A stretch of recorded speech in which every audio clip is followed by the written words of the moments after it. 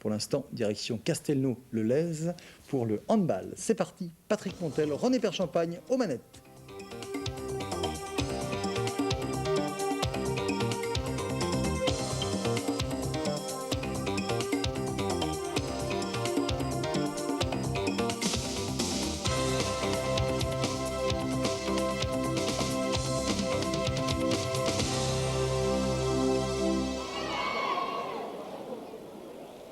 Bienvenue à tous, bienvenue donc dans le Palais des Sports de Castelnau-le-Lez, à côté de Montpellier, à l'endroit même où seront disputés les Jeux méditerranéens en 1993 pour un match de handball donc haut en couleur très important entre la France et la CEI.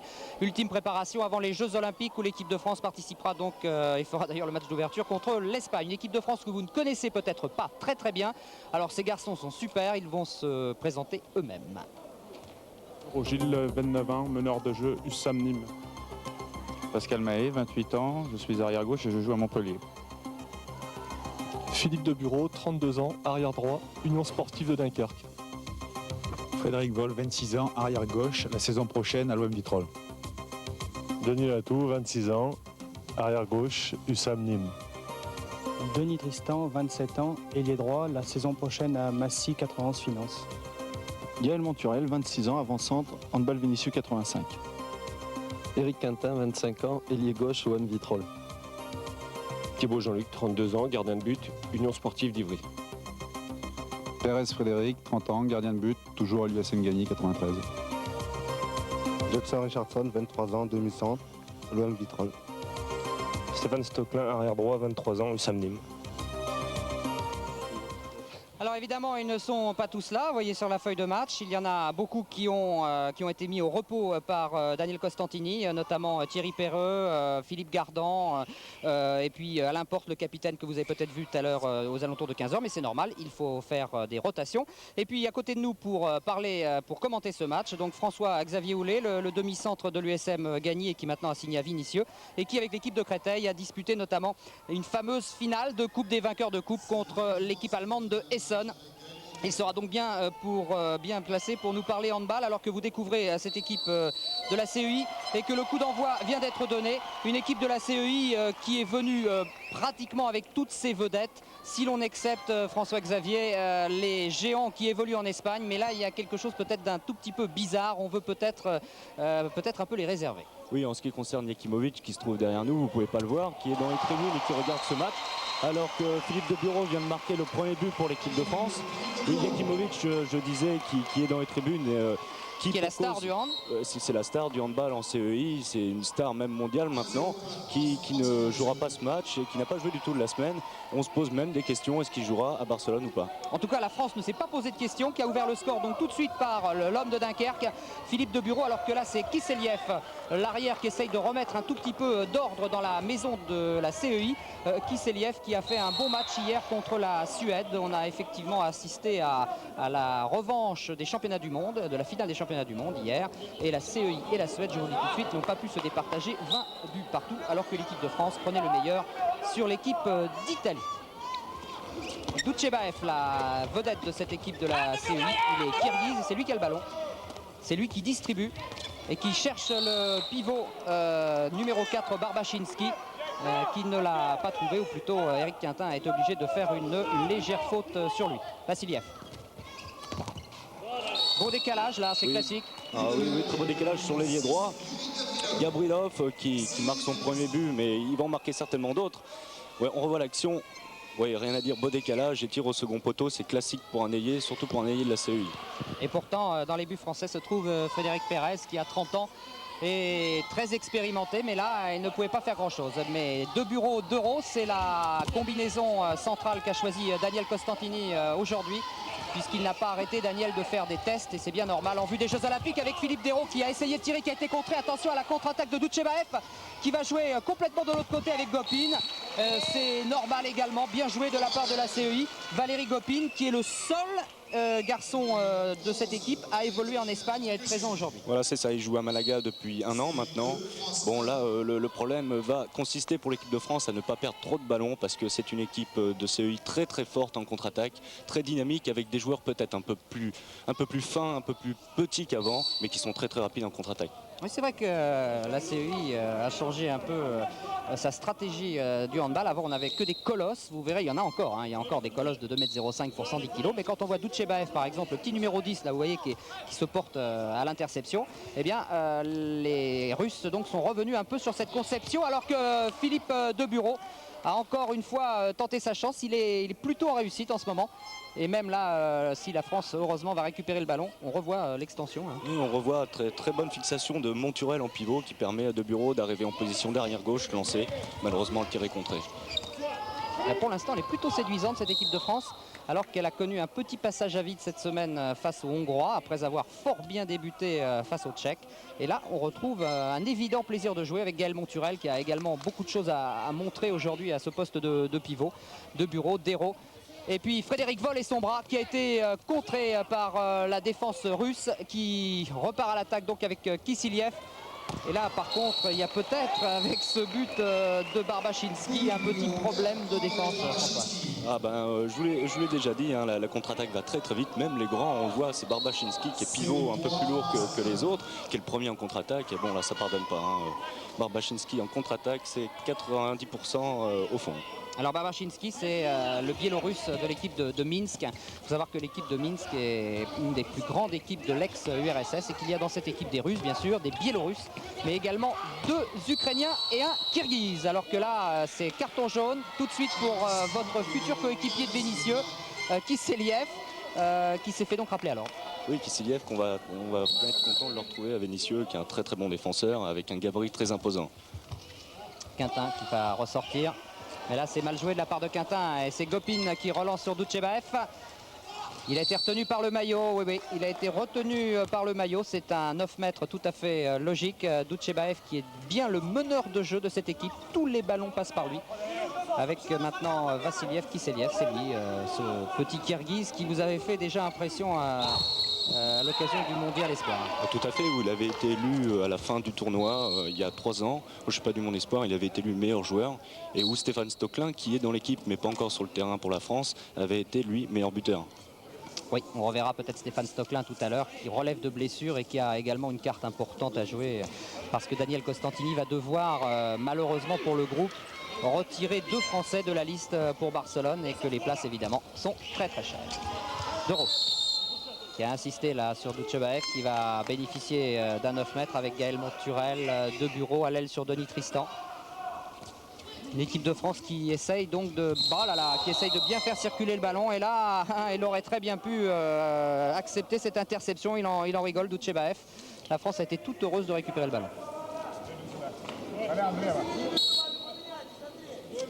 Oui, une équipe de France qui semble vouloir procéder avec 2 pivots. Éric Quintin, ailier gauche, rentrant en 2e pivot pour essayer d'écarter un petit peu le jeu et de faire redescendre la défense très haute avec Doutchebaev avancé à 10-12 mètres. Debureau, superbe, c'est la barre. Superbe tir en extension de Philippe Debureau. C'est pas de chance pour cette équipe de France. Donc pour l'instant toujours menée. Attention au contre soviétique. Et là, bonne intervention de Frédéric Pérez. Doutchebaev qui ressort avec Gopin. Et l'arbitre est obligé d'intervenir. Nous vous avons pas encore parlé de la paire arbitrage. C'est une paire danoise. Alors que là, Kisseliev a vu son tir passer à côté. Mais la balle va être rendue aux Russes. Oui, on revoit ce superbe tir de Debureau qui, en même position que tout à l'heure, a croisé son tir en lucarne. Malheureusement, c'est la barre. Enfin, il est très saignant, Philippe Debureau. Ça, c'est une bonne nouvelle parce qu'il s'était fracturé un doigt. Et là, il est bien revenu. Oh là là, Doutchebaev qui a frappé, mais il va bénéficier d'un pénalty. Il y a eu faute évidente sur Doutchebaev. Oui, Pascal Mahé qui, semble-t-il, a coupé la zone pour venir percuter Doutchebaev qui est en position de pivot. Oui, c'est ça. En plus, il touche le bras, donc c'est indiscutable. Il y a bien pénalty. Alors, Doutchebaev face à Frédéric Pérez. Sur le pénalty, c'est un problème d'intimidation. Et bien joué, Frédéric Pérez qui est venu sortir ce premier pénalty. Ça, c'est important au plan psychologique. Oui, tout à fait. Surtout que Frédéric, quand il débute très bien, voilà, on revoit super arrêt. Oui. Premier arrêt sur Doutchebaev, qui est le spécialiste de l'équipe de CEI au niveau des pénaltys. Autant dire un des premiers spécialistes au monde dans cette épreuve. Et quand on connaît l'importance des pénaltys, eh bien, il ne faut pas en rater, bien sûr, parce que c'est souvent de ces pénaltys que le match peut basculer, alors que là encore une fois une faute sur cette fois le numéro 4 Barbachinski. Et là l'arbitre aurait peut-être pu également... Ah, il ne faut pas qu'il touche la balle ce set, c'est Daniel Costantini qui vient de nous donner l'info. Il a l'air de craindre énormément Bebeshko. Bebeshko, oui, qui est demi-centre de Minsk et qui est un très bon manieur de ballon. C'est pour ça qu'il joue demi-centre, alors que l'équipe de France procède avec une défense très haute. Récupération par la star du handball français, Jackson Richardson.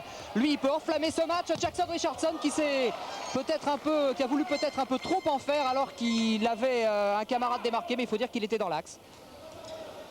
Gopin. Le ballon, tirez le ballon. Doutchebaev. Reste là-bas, Kalou, attention, Kalou. Descharnet. Attendez qu'il se replace là. Charlie, fais attention.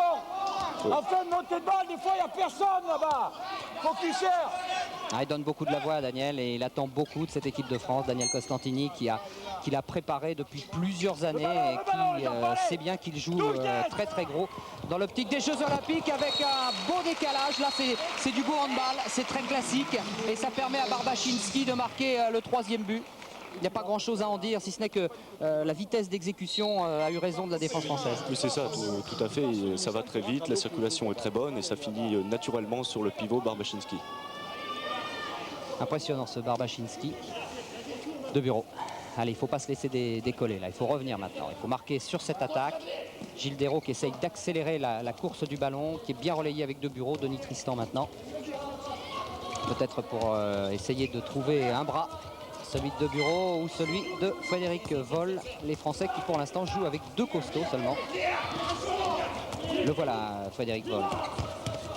Oui, bien fait de la part de Dérault. Oh, Gaël Monturel qui était idéalement placé. C'était techniquement superbement fait avec cette passe croisée un peu comme au rugby de Gilles Dérault. Et le penalty qui va être sifflé sur cette faute incontestable sur Gaël Monturel. Et pour les pénaltys, c'est votre meilleur ami Pascal Mahé qui rentre sur le terrain. Il a l'habitude. Et Pascal Mahé qui est le spécialiste pour ce genre d'exercice en équipe de France et il l'était aussi à Créteil. Allez, Pascal. C'est important. Et oui, bien fait Pascal Mahé face à Andrei Lavrov, dont on n'a pas parlé encore, mais qui est un des tout meilleurs spécialistes mondiaux, qui garde les buts de Krasnodar, mais qui est vraiment un très grand gardien. 4-2, 2 buts d'écart. Il faut s'accrocher et il faut essayer de jouer l'interception. C'est ce que va faire Jackson Richardson, qui est très avancé, vous le voyez. Il y a d'ailleurs 3 Français avancés, François. Ouais, mais là, c'est bon pour Gavrilov. Nouveau but de Gavrilov, oui, ça, il trouve assez facilement le décalage sur les ailes. C'est vrai que l'équipe de France procède avec une défense qu'on appelle 3-2-1, c'est-à-dire 3 joueurs sur la zone, 2 joueurs un peu plus avancés et Jackson très avancé.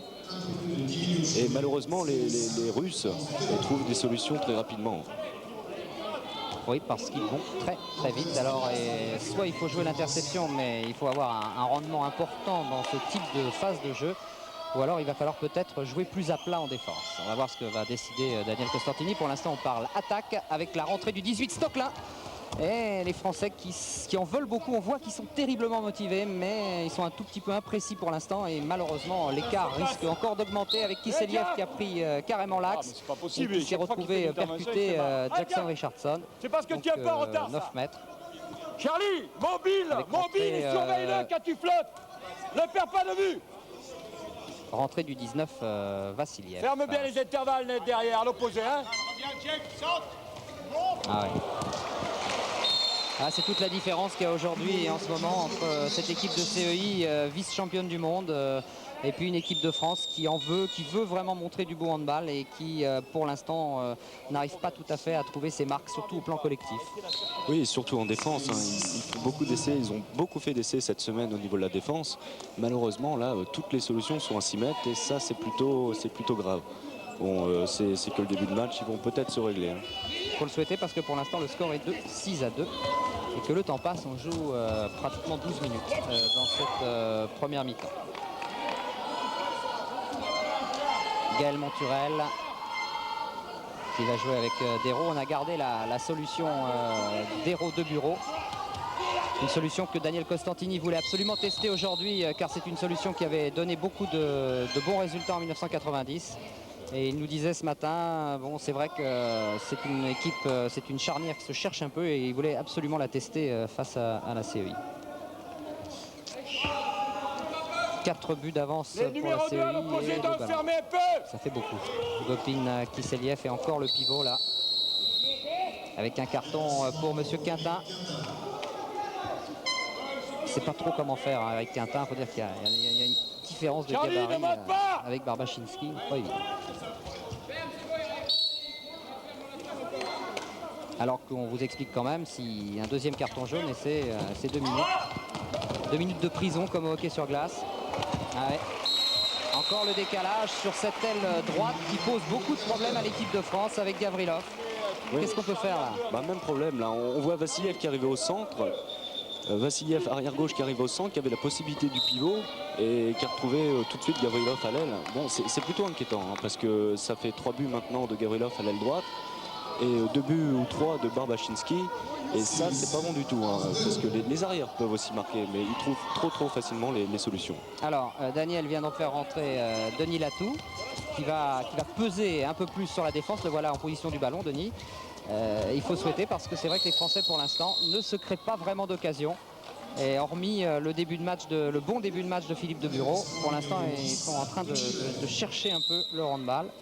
Et Denis Latou, qui a été excellent hier contre l'Italie, va peut-être les remettre dans le sens de la marche, il faut le souhaiter. Oui, Denis Latou qui occupe une place qui n'est pas très habituelle pour lui à l'aile gauche, mais qui va permettre peut-être perte de balle, qui va peut-être voilà. Voilà, Denis Latou qui remet l'équipe de France dans le sens de la marche avec ce but signé Gaël Monturel, qui avait besoin de ce but pour se rassurer. Gaël, regardez la belle passe de Denis Latou, qui est vraiment de plus en plus un élément indispensable à cette équipe de France, au même titre que Jackson Richardson qui est rentré en défense. Latou qui a considérablement progressé et l'équipe de Nîmes fait une très bonne affaire là en le prenant à Vénissieux. Ouais. Pascal Mahé n'a pas tellement de solutions. Ils sont très physiques et donc comment les arrêter? Pas évident. Les 2 pivots russes sont très impressionnants, ça, de gabarit exceptionnel. Allez, une occasion pour revenir un peu, 7-3 pour l'instant. Denis Tristan qui va se replacer donc pour l'instant en rôle de demi-centre, qui va retrouver sa place à l'aile vraisemblablement et qui sort même carrément pour être remplacé par Gilles Dereau ainsi que Richardson qui laisse sa place à Stockland. Arrière droitier, tu dois pas passer derrière. Essaye de trouver des sorties. Engage-toi Pascal, reçois pas les ballons arrêtés. Il a mis Pascal Mahé en attaque, ce qui est assez rare, le numéro 3 qui a le ballon là. Pascal qui était attaquant à son début de carrière mais qui s'était cantonné depuis plusieurs années à un rôle défensif, alors que là il a fallu faire faute sur les Russes qui sur le contre devenait extrêmement menaçant. Regardez la faute de Frédéric Voll et de Gilles Dereau, incontestable. Gopin en contre-attaque et très bon repli défensif de Gilles Dereau. C'est superbement fait de la part de Bebeshko avec 22 tirs et tir en deuxième main. C'est superbe, regardez. Il a embarqué Latou et ensuite Mahé. Quand on pense, François, qu'on va retrouver ces garçons à Barcelone. Oui, du beau monde à Barcelone en perspective. Ça.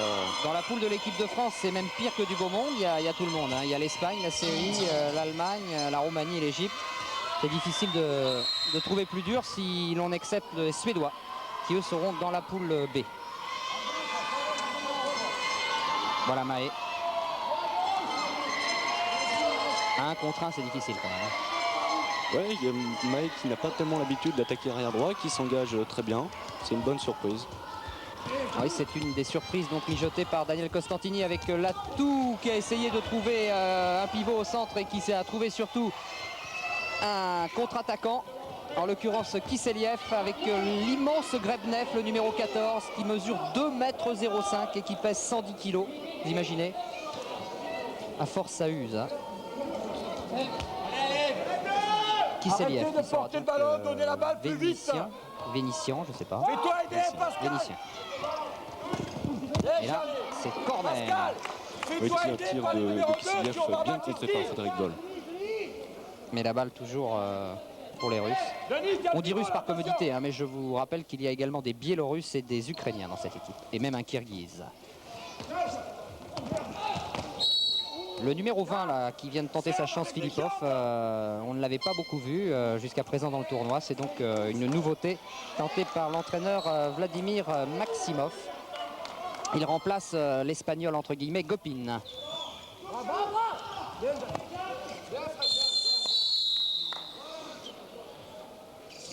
Ça y est, 2 minutes. Et 2 minutes pour Frédéric Voll qui a défendu en zone et qui a ceinturé le pivot, c'est tout à fait logique.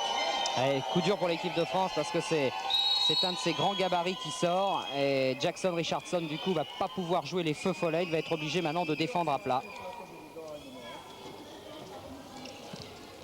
Voyons comment les Russes vont utiliser cette supériorité numérique. Voilà, c'est fait. Ça a l'air d'être un jeu d'enfant, mais croyez-moi, sur le terrain, c'est pas évident. Et c'est souvent d'ailleurs à l'entraînement qu'on travaille ces phases, comment gérer une supériorité numérique. Oui, très simple, hein. C'est une passe renversée de Kissiliev qui s'est engagé vers le centre et qui a passé à son ailier gauche Filipov qui fait une entrée remarquée. Et 9-3, ça va mal, ça va mal. Kalou demi-centre. Allez, on fait la combinaison là.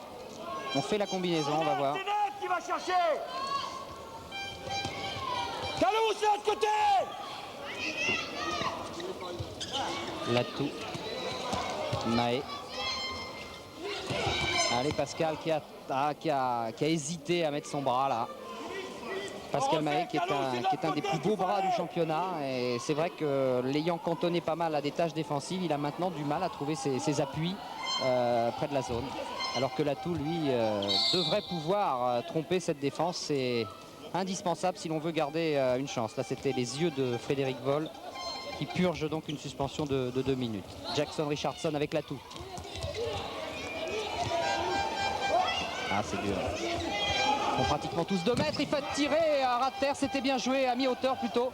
Mais ça n'a pas encore fonctionné. Et attention, oh là là, la contre-attaque ne pardonne pas. C'est Gavrilov toujours qui est en train de devenir aujourd'hui le bourreau de cette équipe de France. Mené maintenant 10-3. Ça tourne à la correction là. Oui, c'est inquiétant, oui, inquiétant. Et on conserve Pascal Mahé alors que on conserve 2 bureaux, Mahé, Latou, Richardson qui joue ailier là. On essaye toutes les solutions et pour l'instant ça ne fonctionne pas.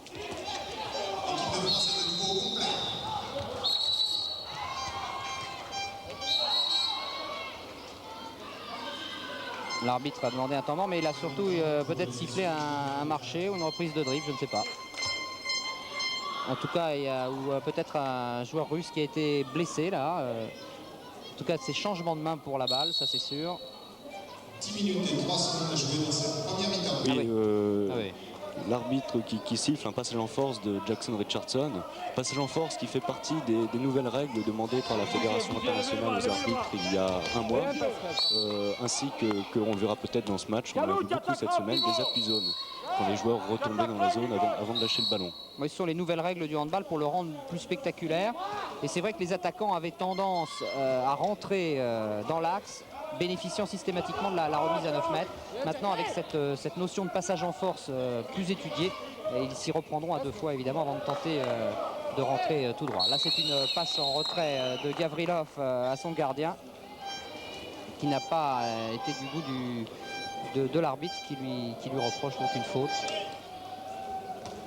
et qui rend la balle donc aux Français. On joue depuis plus de 20 minutes dans cette première mi-temps France CEI et le moins que l'on puisse dire pour l'instant c'est que tout n'est pas rose pour cette équipe de France et Jackson Richardson rejoint son banc. Tout n'est pas rose, mais ne pensez tout de même pas que l'équipe de France soit condamnée d'ores et déjà.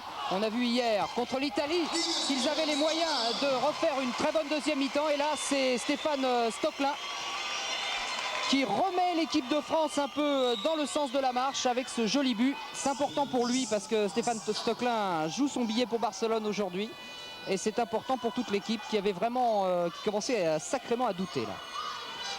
Flottez un petit peu, laissez Jack devant tout seul. Change Jack.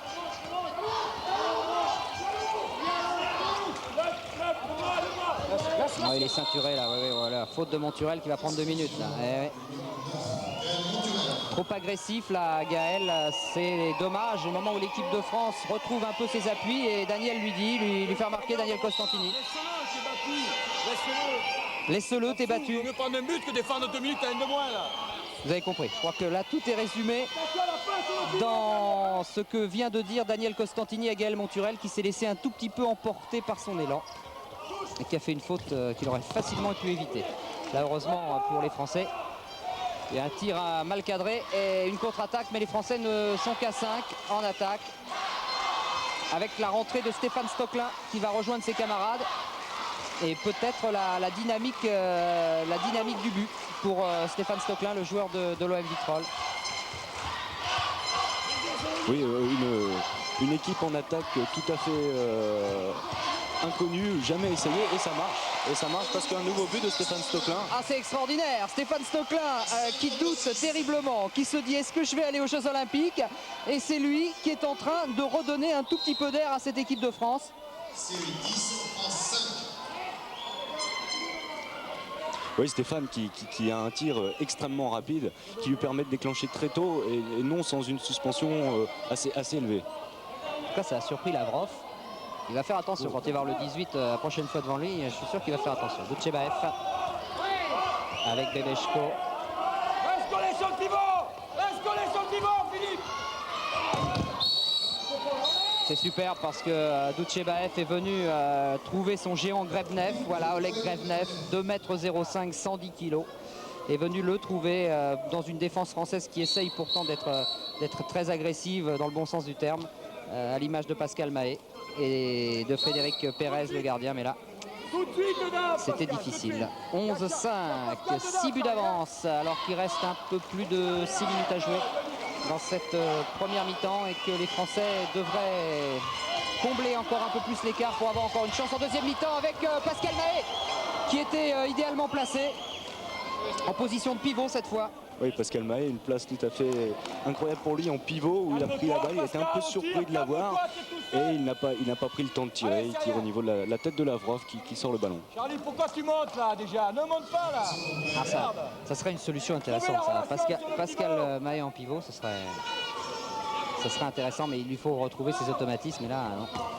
Enfin vous me direz c'est normal, hein. Le tournoi pré-olympique c'est fait pour faire des tests et la France donc fait encore un test. Elle fera demain un test face à l'équipe de Suède, championne du monde. Ça sera devant les caméras de Canal+.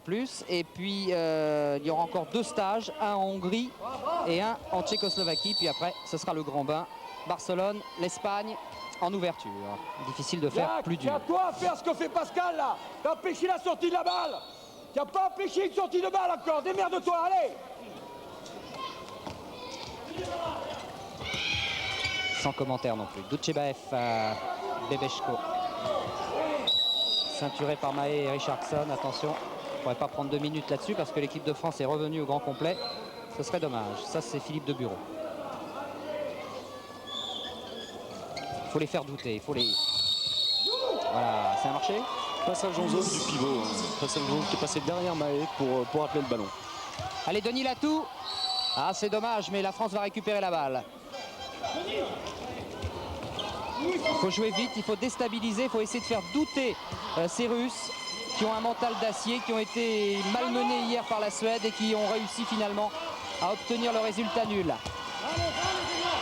Denis Latou avec Frédéric Voll, Gaël Monturel maintenant qui va replonger au poste de pivot. Oh là, il y a faute de Bebeshko et c'est 2 minutes pour Bebeshko. Là c'est intéressant, on va voir tout à l'heure, regardez, on revoit la faute incontestable qui pousse dans le dos Denis Latou, donc la faute de Bebeshko qui sort. Maintenant ce qui est intéressant, c'est de voir si la France en supériorité numérique va pouvoir marquer aussi vite que l'ont fait tout à l'heure les Russes.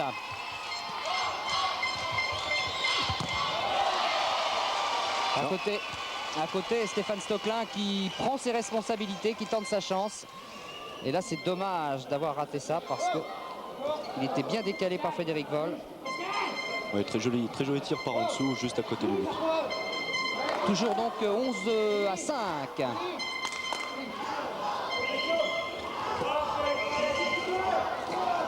On remarque que la défense française s'est un petit peu aplatie. Il fonctionne en 5-1 avec Jackson Richardson avancé comme à son habitude. Une défense qui paraît un peu plus compacte. Ah, complètement. En mettant Latou, Mahé et Vol au centre de la défense, on a peut-être trouvé la solution. En tout cas, ce sont 3 gros gabarits et ça gêne Grebniev, le numéro 14, qui est complètement au milieu. Bien joué de la part de Doutchebaev, qui est venu profiter du point de fixation sur Grebniev pour tromper Frédéric Pérez. Et c'est un 12e but.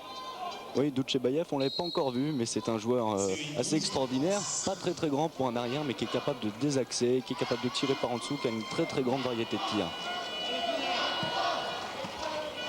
Ah, c'est surtout un meneur exceptionnel.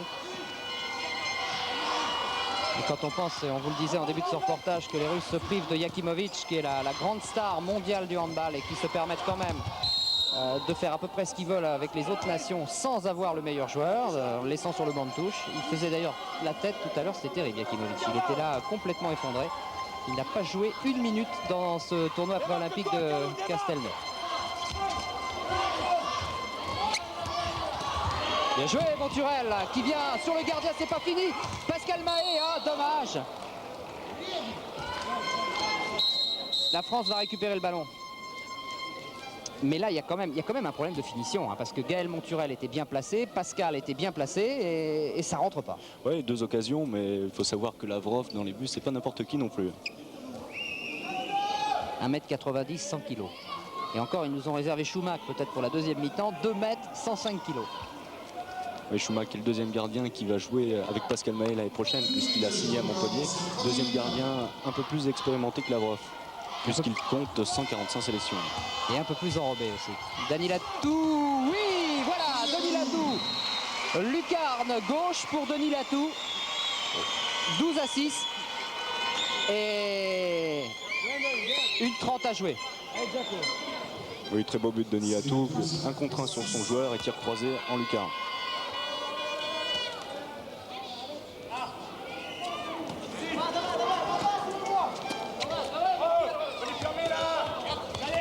Il faudrait éviter surtout un but maintenant là. Et Jackson Richardson qui n'a pas pu, François, s'exprimer vraiment. Il n'a pas réussi encore d'interception. Preuve que la CEI fait très bien circuler la balle. Voilà Doutchebaev. Ah oui, c'est impeccable. Voilà, Doutchebaev qui finit très fort en cette première mi-temps. Le même tir de l'autre côté qui surprend une nouvelle fois Frédéric Pérez. 13-6 maintenant. Il reste moins d'1 minute à jouer. Un très beau geste de Doutchebaev.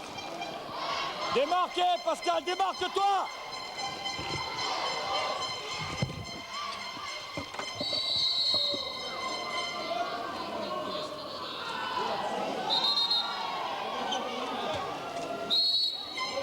L'équipe de France qui fonctionne encore avec 2 pivots, Mahé étant utilisé aujourd'hui comme pivot. Nouveau tir de Stéphane Stocklin, bien arrêté par Lavrov. Il reste 23 secondes, Stéphane. On a le temps de tirer là. On va s'en prendre encore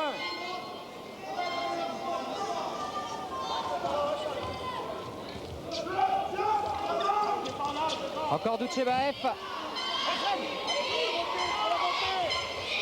Et 13-6 pour l'instant, toujours pour l'équipe de France avec Gaël Monturel peut-être.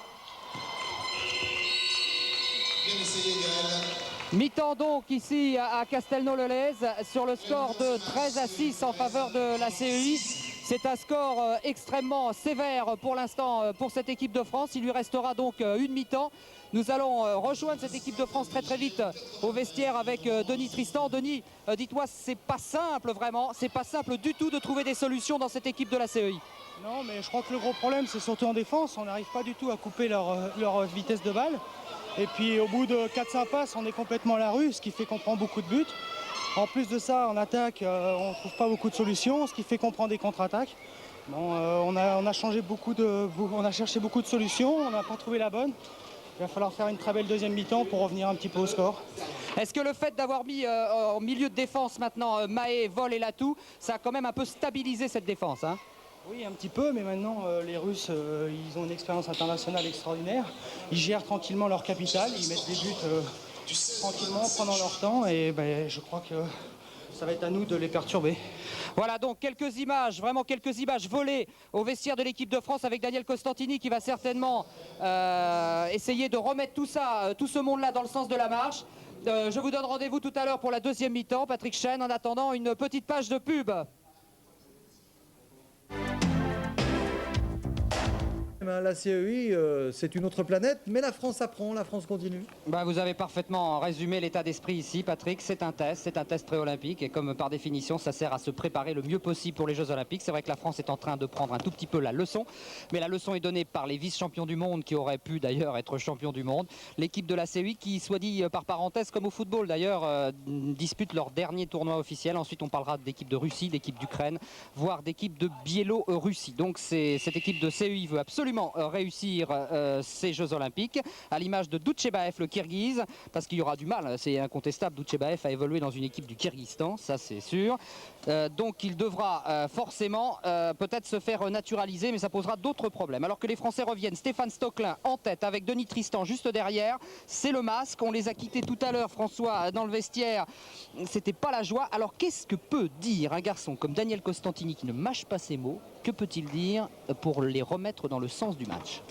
C'est sûr que Daniel a dû les sermonner un petit peu. Bon, 13-6, c'est vrai que c'est un écart un peu important, même si l'équipe de CEI, on le répète, est sans doute la meilleure équipe du moment.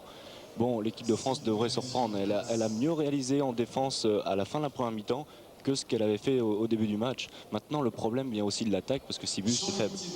6 buts, c'est faible. On a vu pas mal de buts ratés. On a vu Pascal Mahé dans un rôle qui n'était pas vraiment le sien. On a vu Gaël Monturel qui en voulait beaucoup, mais qui a eu du mal un peu dans la finition. Bref, pour l'instant, il n'y a guère que Denis Latou et Philippe de Bureau qui se soient mis en évidence. Et même Jackson Richardson, que nous voulions vraiment vous montrer aujourd'hui parce qu'il a été extraordinaire face à l'Italie. Et bien même Jackson Richardson a du mal à se mettre en évidence, a du mal à prendre des ballons à cette équipe russe. Regardez-le, il est sur ses appuis, il va chercher l'interception, il va chercher donc à prendre ce ballon, mais ça sera difficile. Et Doutchebaev qui continue comme il avait, qui commence comme il avait terminé cette mi-temps, c'est-à-dire par un but, et 14-6 maintenant. Oui, toujours le même tir en désaxé, et là il va chercher le deuxième poteau. Techniquement, c'est parfait. Ah ouais, mais il faut faire quelque chose parce que là, il est étrangement seul quand même au 9 mètres, Doutchebaev. Et comme on sait, on connaît maintenant sa force de pénétration, il va falloir essayer de résoudre ce problème. Frédéric Voll, Pascal Mahé, Denis Latou. Daniel Costantini a gardé donc ces 3 hommes en attaque avec Monturel et Tristan. Peut-être Frédéric avec Gaël là, qui va bénéficier d'un 9 mètres. Il se bat beaucoup, Gaël Monturel, au poste d'avancante, mais il a beaucoup de problèmes parce qu'il a derrière lui Grebnev qui fait 2,05. Il y a Babachinski qui n'est pas petit non plus. Oui, allez! Ah, à côté. Un penalty. Penalty obtenu par Gaël Monturel qui, une nouvelle fois, a été poussé dans le dos. C'est ce qu'il montre en tout cas. Et on va voir Pascal Mahé qui a tout à l'heure trompé le gardien. Et là, ils ont changé de gardien, c'est Schumacher. Oui, Pascal Mahé qui se retrouve avec en face, tout du moins, de son prochain gardien à Montpellier. Voilà, son futur coéquipier lui dit, bah voilà, en attendant, voici un deuxième penalty. Ça, c'est important que Pascal Mahé trouve suffisamment de sérénité pour tromper Schumacher qui n'avait pas bougé, faut dire. Hein. C'est un peu sa technique à Schumacher. Oui, Schumacher prend beaucoup de place, mais c'est vrai qu'il n'est pas aussi dynamique que les autres gardiens peuvent l'être. Vassiliev. Alors ça croît, ça joue très très vite et permutation sans cesse de la part des Russes avec cette balle un peu n'importe où là de Kisseliev. Et un ballon de contre-attaque intéressant, bien joué Latou qui a laissé sur place toute la défense russe. Ah, ce Denis Latou, il est bien précieux, vraiment. Oui, Denis Latou tout seul en contre-attaque, qui a vu qu'il y avait le trou, il a accéléré. Vous avez vu le travail de Monturel qui a complètement fait écran pour permettre à Latou de passer, il faut le signaler quand même. Gaël qui aujourd'hui n'est pas en réussite au niveau des tirs, mais qui fait un travail collectif très important.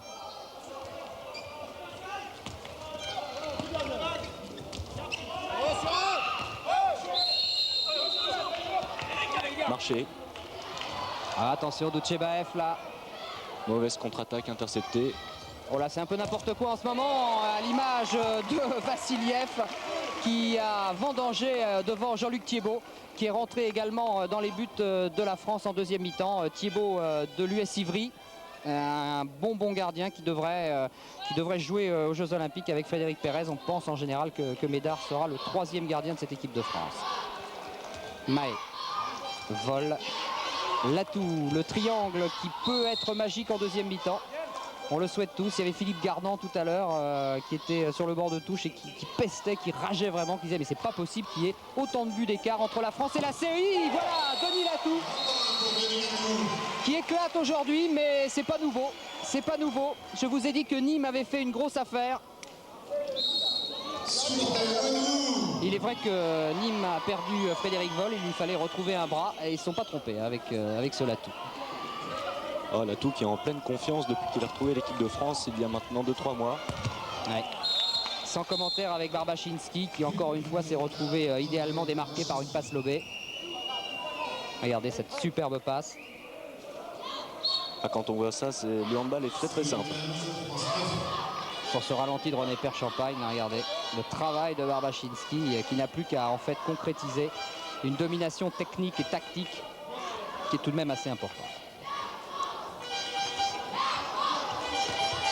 Tristan qui a des problèmes, il a Gopine sur le dos. Et il remise donc avec Latou qui essaye de prendre de l'élan pour placer son bras. Le problème, c'est que les Russes savent jouer au handball et qu'ils vont s'apercevoir que Latou est notre principal fer de lance. De là à lui vouer une attention toute particulière. Passage en force peut-être. Que va dire l'arbitre? Non, il sort un carton jaune pour le défenseur. Oui, alors là, c'est un coup l'un, un coup l'autre. Hein. Ah, le passage en force, c'est une décision très difficile à prendre. Parce que là, Latou y est allé de bon cœur, regardez. Oui, mais il passe le bras, donc l'avantage à l'attaquant. Bien arbitré donc de la part de la paire danoise. Allez, il faut emballer le match, il faut pousser. 6 buts d'écart pour l'instant, toujours contre la France, avec Frédéric Voll qui s'est bien ouvert le but. Mais très bonne intervention de Schumack, c'est pas possible ça. Alors que Frédéric Voll avait parfaitement trouvé l'espace. Ah, Schumack, un geste minimum pour un maximum d'efficacité. Caractéristique de Schumack. Schumack que vous verrez donc dans les buts de Montpellier. Derrière, vaut mieux essayer de tirer contrer le tir de loin que de démarquer le pivot. Montez un peu moins. Je ne sais pas s'il aura de la voix encore demain pour la Suède, mais là, il paye beaucoup de sa personne, Daniel Costantini. Allez, Vassiliev retrouve Barbachinski dans le dos. Ah, c'est beau, c'est très beau, c'est du grand handball et ça permet à ce Valérie Gopine, le joueur de Malaga, et non pas Grebniev là, de terminer. Regardez dans le dos, elle est superbe cette passe. Très belle passe. Et après c'est cadrage et on place la balle au deuxième poteau. Et en général le gardien est déjà embarqué, il n'y a plus grand chose à faire. Quintin qui est rentré dans l'équipe de France avec le numéro 11 pour Latou. Mahé, Tristan, c'était les deux anciens joueurs de Créteil. Passage en force de Mahé. Et là, cette fois, c'est un passage en force. Butchebaev pour la contre-attaque avec Gopine. Ça va aller vite, ça va aller vite. Et encore un ballon vendangé par Barbachinski. Alors que le plus dur avait été fait, c'est-à-dire l'équipe de France mise hors de position. Bien joué. Heureusement qu'il est là, Denis Latou.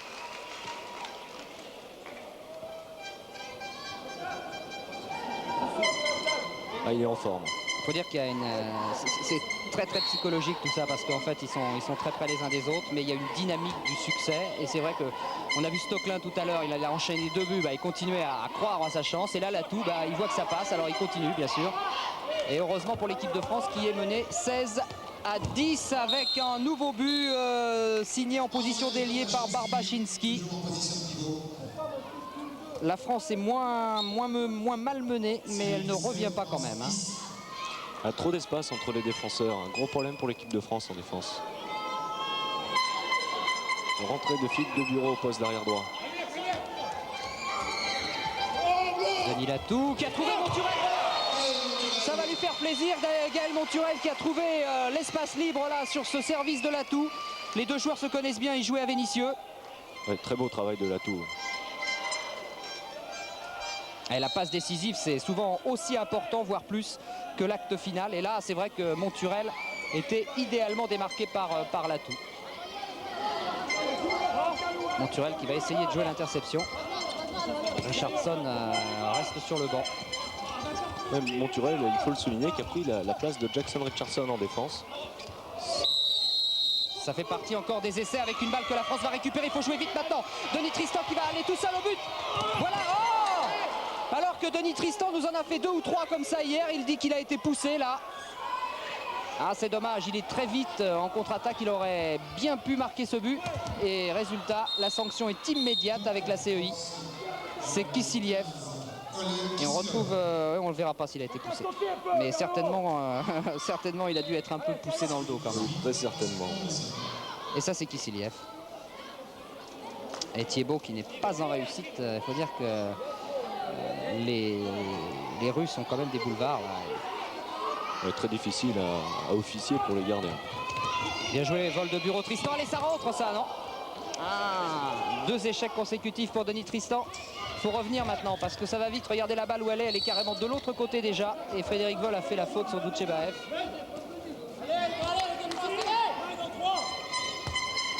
C'est un handball moins physique, nous vous le disions, mais beaucoup plus alerte côté CEI. La CEI qui ne s'attendait pas à être battue en finale des championnats du monde par la Suède et qui est obligée d'adapter son jeu. Eh bien, ça n'a pas traîné. On met moins de colosse et plus de vélocité, plus de technique, alors que Philippe de Bureau, plutôt Gaël Monturel, aurait bien pu récupérer ce ballon, mais l'arbitre est intervenu.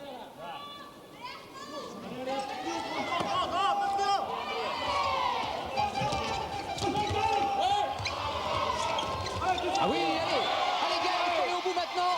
Gaël Monturel tout seul face à Schumacher, ça passe.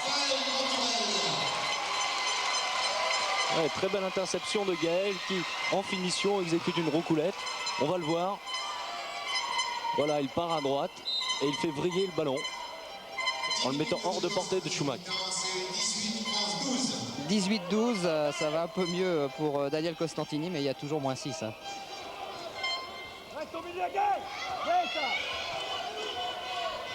Mais en plus, les Russes ne se relâchent jamais. Ils ne savent pas ce que ça veut dire, ça. Mais les Français, ça bouge en défense. Ils essayent de combler. Monturel fait vraiment un match très volontaire. Encore une balle qui a été prise par Pascal Mahé qui cherche Monturel. Gaël Monturel, encore lui. Oui, ça passe encore une fois. Gaël Monturel a besoin, regardez-le, à la... Je ne sais pas si Jean-Pierre Papin fait ça, mais il ne doit pas être loin de le faire quand il marque un but. En tout cas, Gaël Monturel a besoin de motivation. Et là, il l'a retrouvé. Et il s'est jeté vraiment pour réussir le 13e but de l'équipe de France. Sur cette caméra, là, c'est superbe. Ah, il faut serrer les dents, c'est ça. 13-18 moins 5, il n'y a rien de perdu vraiment. Le sermon de Daniel Costantini a fait de l'effet. Ah, c'est dommage. Jackson Richardson avait pris le ballon. Et vous avez vu que Daniel Costantini, voyant que Monturel commençait à monter en pression, a préféré le reposer un peu parce qu'il ne faut pas trop qu'il soit ultra motivé. Il risque de prendre 2 minutes. Voilà, l'euphorie a ses limites. Melechko. Bien joué Jean-Luc. Jean-Luc Thiebaud, parfait là pour relancer cette équipe de France qui joue beaucoup mieux. Éric Quintin, Frédéric Vol, avec Denis Tristan, il va ressortir tout Denis. Et il n'a pas beaucoup de solutions, Vol est obligé de se reculer. Les Français là maintenant doivent réaccélérer. Attention qu'ils ne soient pas pénalisés pour refus de jeu. Et juste le temps pour eux d'effectuer leurs 2 changements. Parce que Gaël Monturel et Stéphane Stocklin ne défendent pas. Ils sont remplacés par Jackson Richardson et Pascal Mahé. Ce qui fait qu'on retrouve donc l'avancante de Vénitieux et le défenseur de l'OM. Voilà tout. Ah, bel arrêt de Schumacher. Bel arrêt de Schumacher et encore une balle volleyée genre au basket. Ceci n'est pas très clair en explication, mais en tout cas, elle a été mise en retrait pour Philippe de Bureau. Et voilà l'homme de Dunkerque qui remet les pendules à l'heure. 18-14. Ça redevient possible. 12 minutes seulement de jeu. Dites-moi, cette équipe de France est en train de nous faire une bonne surprise là dans cette deuxième mi-temps. Là, ils ont parfaitement pris la deuxième mi-temps à bras-le-corps. Ils sont en train d'emballer le match. La défense est bien meilleure, ce qui leur permet d'effectuer leur vrai jeu, qui est un jeu très rapide de contre-attaque. Du coup, Jackson Richardson va jouer en individuel, va prendre en individuel Doutchebaev pour annihiler complètement le meneur de jeu. Et c'est Babeshko, le 7, qui est obligé de faire tout le travail. Regardez, on le voit là-bas, Jackson Richardson a complètement pris en individuel Doutchebaev. Ah oui, là il y a faute. Passage en force, c'est gentil monsieur l'arbitre. Vous êtes gentil monsieur l'arbitre et Jackson Richardson repart avec Frédéric Boll. Et c'est du délire ici à Castelnau. L'équipe de France revient à 3 points, à 3 buts. 18-15. Il y a le feu à la maison russe, mais c'est maintenant, vous allez le voir, je pense, que les Russes vont réagir, car on ne les trimballe pas comme ça sur un terrain de handball. Et ça va serrer derrière, alors que Doutchebaev doit avoir l'habitude quand même d'être pris en individuel. Hein. Ah oui, c'est deux joueurs qui se connaissent très bien, puisqu'ils ont joué l'un contre l'autre au Mondial Espoir, où d'ailleurs la CEI avait été championne du monde. Babeshko qui a cherché, oui bien joué, qui a trouvé Babachinski. Il nous aura fait mal quand même Babachinski. Il nous a mis quelques buts là dans cette position de pivot. Il tient bien, il est solide sur ses appuis. Et là Jean-Luc Thiebaud, regardez. Il est super bien servi. Mahé a bien tenté le maximum pour l'empêcher de tirer, mais voilà, le Rouka Babachinski. 4 buts de retard pour l'équipe de France. Il ne faut surtout pas relâcher l'emprise maintenant. Et c'est Frédéric Boll qui prend ses responsabilités.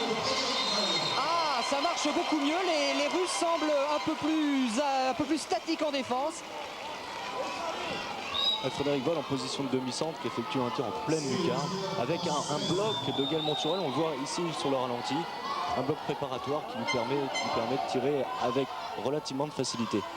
Et Richardson qui fait toujours les basses besognes là-bas en marquant Doutchebaev. Richardson, on ne le dira jamais assez, c'est tout le handball de la Réunion formé dans cette île superbe, l'île du handball, parce qu'il joue vraiment très très bien. Voilà, Richardson. Les Réunionnais sont d'extraordinaires spécialistes de handball. Demandez, parlez-en à Paris-Agnières qui en fait jouer 3 dans l'équipe. Et je sais qu'à la Réunion, ils suivent le handball et qu'ils adorent ça. Et que l'équipe de Joinville notamment, qui est championne de la Réunion, est très très fière de voir Jackson Richardson à ce poste en équipe de France. Babeshko, ah là il y a pénalty, oui.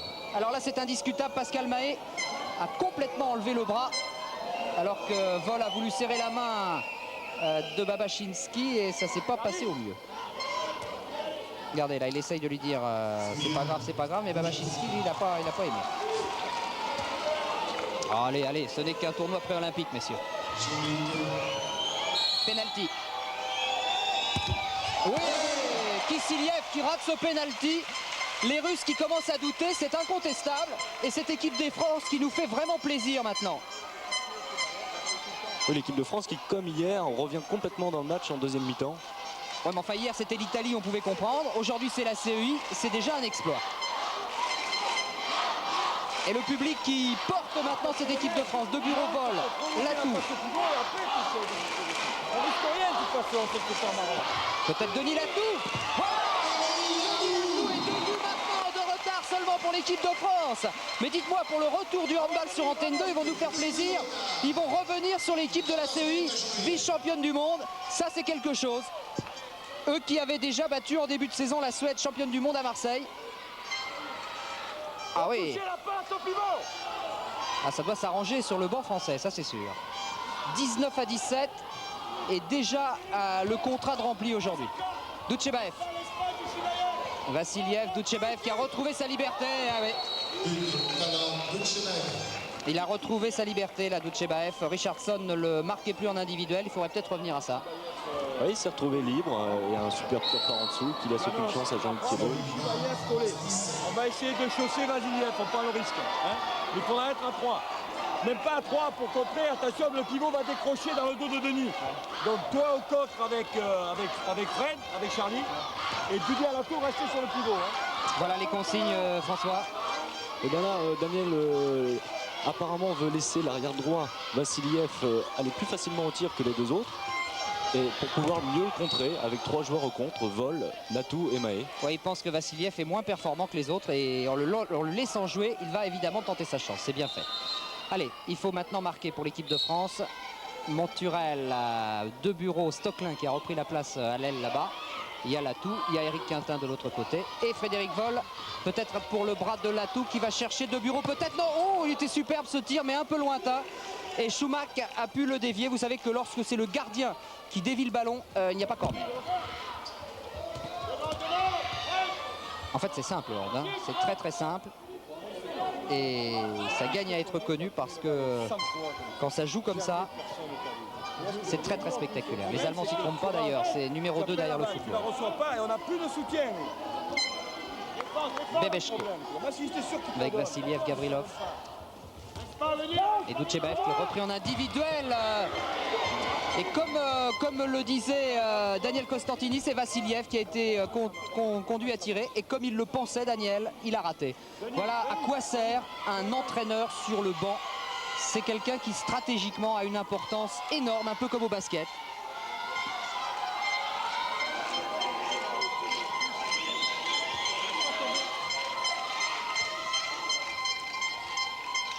Latou, Vol de Bureau. Monturel qui joue remiseur. Frédéric Voll en percussion. Ça c'est superbe. Avec un travail toujours de Gaël Monturel. On le répétera jamais assez. Gaël Monturel qui a joué idéalement en remiseur vraiment et qui a mis à chaque fois sur orbite les grands de l'équipe de France. Et très bon travail des trois arrières. On voit la Philippe De Bureau pour Frédéric Voll qui en position de demi-centre. Ma foi, ça marche pas trop mal pour lui. Et 20-18 pour la CEI.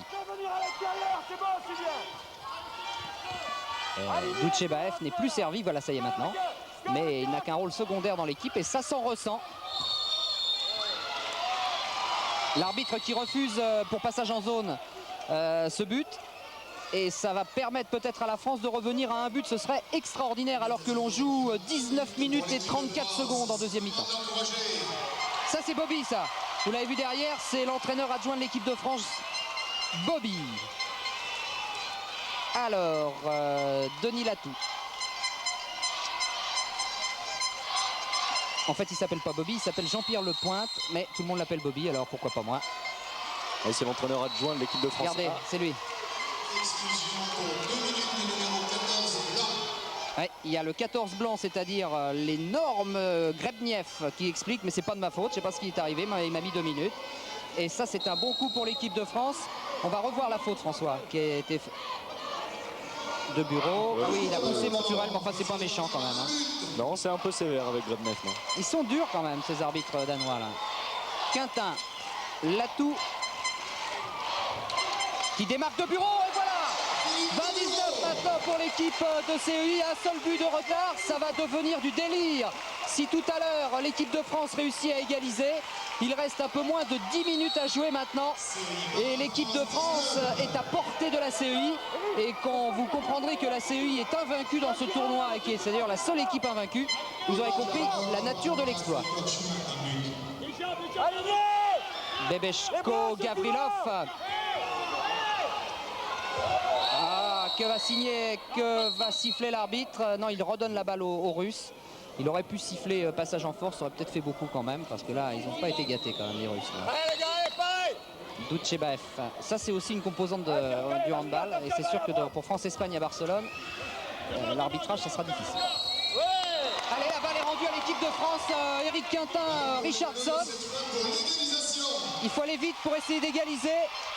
Stocklin, Voll, Pascal Mahé et Denis Latou. Moi, je parierais pour Denis Latou. On va voir. Monturel est rentré et De Bureau aussi. Oui, les Russes, il faut le signaler, qui viennent de changer de gardien. Schumack est sorti, Lavrov fait sa rentrée. Oui, il n'a pas été très bon, Schumack, faut dire. Oh là là, faute de Doutchebaev là. Mais le ballon dedans, il est tout seul. Ils sont nerveux maintenant, très très nerveux. Allez Denis. Et oh, c'est pas passé loin, c'est pas passé loin. Et Lavrov va pouvoir relancer pour la CEI. Attention, hein. Ok. Oui, Latou qui avait trouvé la solution très très vite. Seul, plein centre. Dommage, le poteau. Allez, défense encore les bleus, là, allez. Ah, il faut défendre, c'est vrai. Il faut absolument défendre. Jackson Richardson toujours son individuel sur Doutchebaev.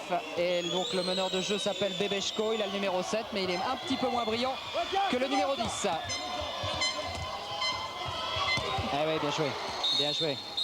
Il a feinté la passe Gopin sur Vassiliev et il a pris sa chance. 2 buts d'avance. 2 buts d'avance pour les Russes.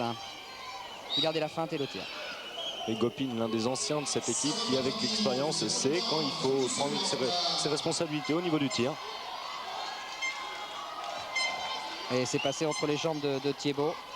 Le masque de Pascal Mahé, de Richardson. L'équipe de France qui revient de loin. Oh, c'est bien fait Stocklin, mais Lavrov était là. Attention, faut pas faiblir parce que ça pardonne pas avec cette équipe. Regardez comment Bebeshko s'est promené dans la défense. Voilà 3 buts d'écart et de nouveau la France qui a une petite baisse de régime et tout de suite ils en profitent. Allez, l'erreur ne pardonne pas, hein, ça va très très vite. Bebeshko, demi-centre de Minsk. C'est un Biélorusse. 3 buts, il reste moins de 7 minutes. Vite le ballon, vite! C'est vrai qu'il faut accélérer la course du ballon au maximum. Ah, le kung-fu de Philippe de Bureau. C'est un peu risqué avec les nouveaux appui zones là, mais enfin c'est superbement fait. Regardez, c'est Quintin qui trouve en kung-fu de Bureau, il n'y a rien à dire là. Oui, c'était limite, hein. Il me semble que Philippe de Bureau avait pris appui en zone. Allons, ne boudons pas notre plaisir. 22-20 et allez, 6 minutes à jouer. Bien ensemble sur Bebeshko pour contrer le 19 là. Attention, le pivot derrière toi, Denis. Hein. Contre. Bien Jack, bien joué. Richardson qui est toujours en train de contrarier l'évolution du jeu et qui c'est un vrai poison ce Richardson pour les équipes. Regardez-le, il a un physique à toute épreuve et il tente à chaque fois l'interception. Bien joué Jean-Luc, fallait l'arrêter. Peut-être calmer un peu là, ça sert à rien parce que les Russes sont replacés. Stocklin contré encore une fois. Que dit l'arbitre? Il dit que Stocklin a été poussé dans le dos. Et 2 minutes alors que Doutchebaev dit mais monsieur l'arbitre il s'est rien passé. C'est oui, décision assez méchante oui, avec Gopin parce qu'il n'a pas tellement touché Stéphane Stocklin. À l'équipe de France à l'arbitrage pour elle, mais bon je vous le dis, ça arrive tellement dans d'autres matchs que ce soit l'inverse qu'on va pas se plaindre aujourd'hui. L'équipe de France qui a apporté toujours de ballon de Pascal Mahé, la possibilité de revenir à un but, c'est le 3e pénalty pour Pascal face à Lavrov. Faites le tir et c'est Lucarne. Et c'est Lucarne.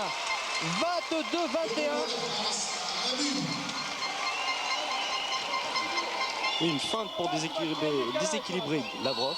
Et ensuite, tir pleine lucarne. Ils nous font plaisir là. Autant ils nous ont fait de la peine en première mi-temps, où ils étaient à la rue. Autant maintenant, ils nous font plaisir. C'est incroyable, les deux visages de cette équipe de France. On n'a pas l'impression que c'est la même équipe. À croiser Bebeshko. Kisseliev qui se retrouve demi-centre. Et qui va retrouver le ballon. Normal. Ça c'est Stocklin, le visage de Stocklin. Continue sur Barbatiski, c'est bon comme ça. Faut toucher le ballon.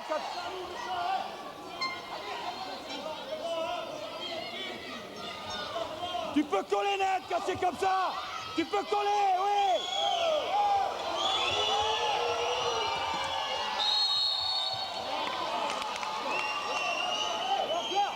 Pas toujours, quand le ballon est ici. Quand le ballon est ici, tu peux coller. Chanson de geste sur le banc et impératif pour l'équipe de France, absolument reprendre le ballon parce que si la France reprend le ballon, c'est une balle d'égalisation. Babachinski au coup franc. Les Russes qui temporisent un tout petit peu. Denis, on la monte cette balle quand on l'a. Pas pressé de revenir sur le terrain. C'est Vassiliev qui va rentrer avec Kisseliev. Voilà Vassiliev en position du ballon maintenant pour Gavrilov. Une croisée avec Kisseliev, intervention de Jackson Richardson. Peut-être l'égalisation au bout. Qu'est-ce qu'il fait? Il sert Quentin. Oui, l'ailier de l'OM Vitrolles vient trouver l'égalisation ici. 22 partout. L'équipe de France renaît. Ressort de l'enfer. L'enfer, c'était la première mi-temps. Elle en revient. Superbe deuxième mi-temps avec, regardez, la distribution de Jackson. 3 minutes 42 secondes pour l'exploit. Oui, interception de Jackson et but de Quintin. Un but 100% marseillais. 22 partout. Rien à dire, rien à dire. Il va être accordé ce but. Temps mort parce que Gavrilov a été blessé. On joue 26 minutes 36. Moins de 4 minutes à jouer. Et le but doit être accordé en principe. Il est accordé, il est accordé. Revoilà, c'est Denis Latou qui lui met... Ouais, pas évident comme ça, mais ah non, à moins qu'il se soit blessé lui-même à la réception de... Je crois que c'est plutôt ça, c'est genre entorse de la cheville là, pour Gavrilov. Oui, c'est ça. Parce qu'en fait, Latou ne l'a pas vraiment touché. Il reprend sa place quand même, donc c'est pas trop sérieux. 23-22. Un but de retard pour l'équipe de France. Tout est encore possible. Ballon à droite, le ballon à droite. Un but d'avance, 23-22. On parle stratégie au milieu du terrain. Chacun son rôle, chacun sa position. Qui va prendre la responsabilité de tirer? Vraisemblablement Denis Latou. On va voir. Ou peut-être Frédéric Voll. Tristan de Bureau. Oui, Boutchebaev a fait écran. Charlie, c'est Frédéric Voll, c'est ça? C'est ça. Oui. L'équipe de France qui continue à fonctionner avec 3 arrières, sans demi-centre qu'on peut appeler type, c'est-à-dire 2 Bureaux, Voll, Latou. Apparemment, ça marche pas trop mal. Attention là, ce contre russe très dangereux, Gopin. Ah, qui a temporisé, heureusement pour nous. Hein. Il n'avait pas de solution. Kisseliev. Toujours un but de retard pour l'équipe de France qui a perdu là une bonne balle de contre-attaque. Et ils vont pas se presser, les Russes, mais on va peut-être leur siffler un refus de jeu parce qu'il reste moins de 3 minutes à jouer maintenant. Laisse pas glisser derrière. Laisse pas glisser derrière. Laisse sur mon pied là. Le ballon sur mon pied. Touché. Touché. C'est Boutchebaev qui prend sa chance.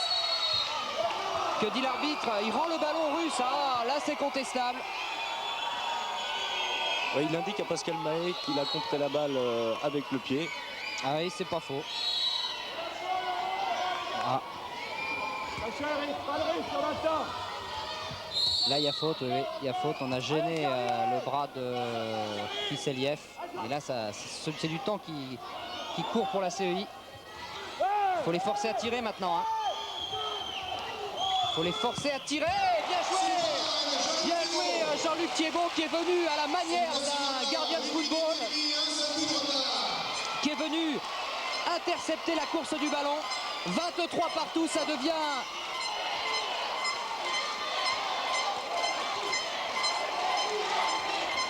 Denis Latou pour Éric Quintin.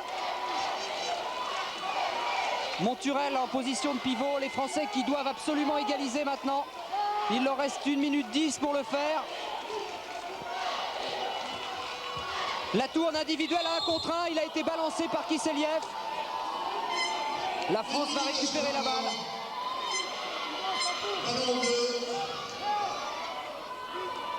Vol. Latou. Reste loin, Denis. Reste loin, Denis, c'est pour toi.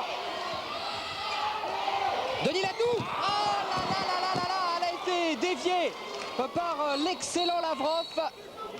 Oh, ça va être dur, François. Il reste un peu plus de 30 secondes et un but de retard. Et la balle surtout à la CEI. L'équipe de CEI maintenant qui va se cantonner à garder le ballon, à préserver le score. Un but, c'est pas si mal.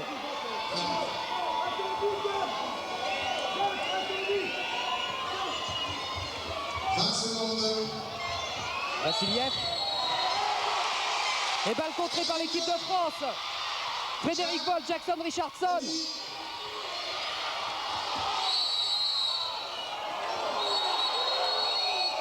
Bon, il a été descendu là, Denis Tristan. Que va dire l'arbitre? Balle au bleu, il reste 4 secondes à jouer. La France est menée d'un seul but. Peut-être une possibilité pour obtenir l'égalisation. Il reste 4 secondes, ça va être très très juste. Le bras de Denis Latou peut-être. C'est l'égalisation qui est debout. Là c'est pointu, hein, vraiment. Lavrov fait signe qu'il n'est pas prêt dans les buts. Doutchebaev regarde un peu où il va se placer. Les Français sont en position. C'est Denis Tristan qui a le ballon. Frédéric Voll va venir également. C'est Voll et pas Latou alors. La balle a été contrée. Les CEistes, si on peut les appeler comme ça, ont gagné. 23 à 22, ça a été un match superbe. Alors qu'on pensait en première mi-temps que l'équipe de France allait subir une correction. Les Français sont battus d'un but. Je vois le masque tendu de Daniel Costantini. Enfin Daniel, faut quand même pas trop se plaindre. Vous étiez à la rue en première mi-temps, vous frôlez l'exploit en deuxième. C'est tout de même extraordinaire.